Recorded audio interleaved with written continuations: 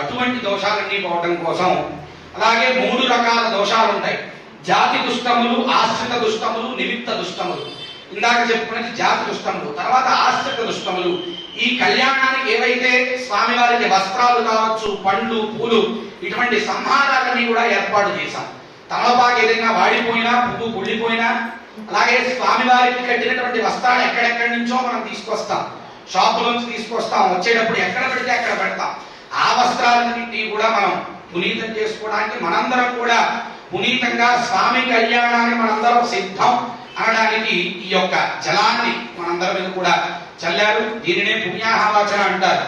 ఎక్కడన్నా శుద్ధి అవ్వాలంటే పుణ్యాహవాచన తప్పకుండా చేయాలి. 3 కలశాలు పెట్టారు. తూర్పు కలశంలో వరుణదేవుడు, దక్షిణ కలశంలో వాస్తు పురుషుడు, ఉత్తర కలశంలో బ్రహ్మదేవుడు, ఇలా 3 కలశాలని చక్కగా ఏర్పాటు చేసి ఈ పుణ్యాహవాచన కార్యక్రమం మనం పూర్తి చేసుకున్నాం.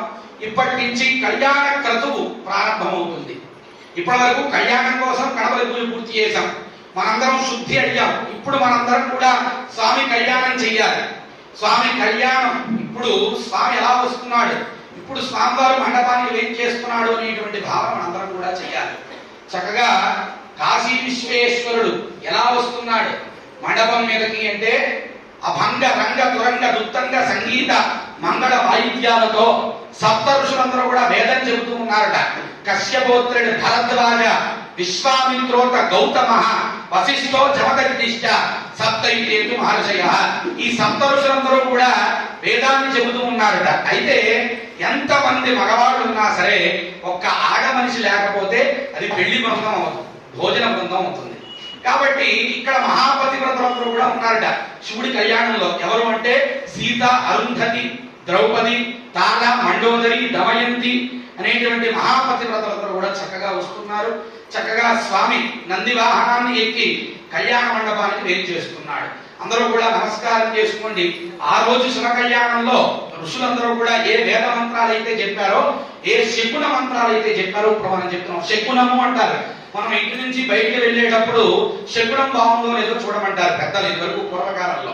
అటువంటి శకునం బాగుంది అంటే ఎదురు ఎవరు వస్తున్నారో అంతా బాగుంది అంటే మన పని తొందరగా చక్కగా అవుతుంది అనేటువంటిది పెద్దవాళ్ళ నమ్మకం. అటువంటి మన పార్వతీ పరమేశ్వర కళ్యాణంలో కూడా శకునాలన్నీ కూడా బాగుండాలంట. ఎవరికైనా నిద్ర వస్తున్నా లేదా ఎవరికైనా తుమ్ములు వస్తున్నా ఇటువంటి శకునాలన్నీ కూడా దుశ్శకునాలు అంటారు. వీటన్నింటినీ కూడా ఆవలింతలు, అలాగే నిద్ర రావడం అన్ని కూడా దుశ్శకునాలు, ఒక మంచి పని చేస్తూ ఉంటాయి. ఇటువంటివన్నీ కూడా పోయి మనకి మంచి శకునాలన్నీ రావడం కోసం ఇక్కడ ఋషులందరూ కూడా శకున మంత్రాలు చెప్పడం జరుగుతుంది. అందరూ కూడా నమస్కారం చేసుకుని ఆ శకున మంత్రాలు వినండి.